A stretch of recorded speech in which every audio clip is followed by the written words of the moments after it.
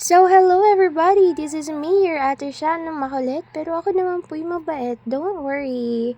Okay, so today let's start our painting session. So, the another talent of ate siya. First is mag-mix tayo ng mga color and then i-first natin yung color blue because yun yung pinaka-highlight dito sa video na to. Yung color blue talaga kasi yung idodraw natin is Stitch. Stitch! Ay! Nasaan si Lilo? So, pagkatapos no, kasi background yan eh. Background. So, kailangan talaga yung background niya medyo light lang para yung Stitch is talagang makikita siya. So, color blue and then next natin yung white.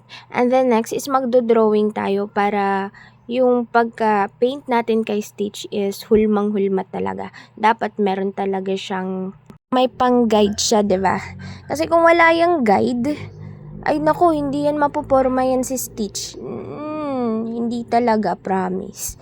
Pero kayo na pong maghusga kung okay ba yung pag-draw ka kay Stitch o hindi. Kayo na po bahala. Manghuhusga kayo, diba, Charis? Joke lang. Joke lang yun.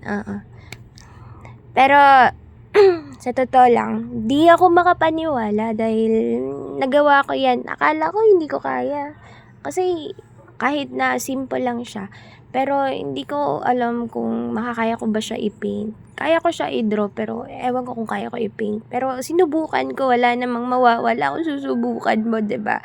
Ganun lang yung buhay, subok-subok. Pagkatapos, huwag kang mag-regret pagkatapos na nun.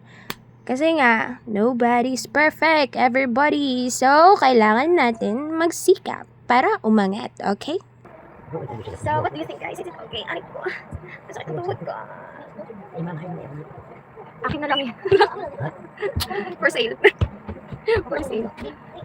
Di ba maganda? Okay lang ba? Parang hindi.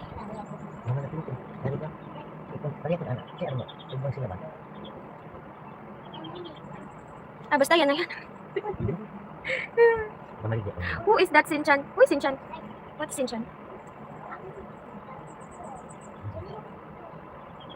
Pwede ko na siyang i-exhibit.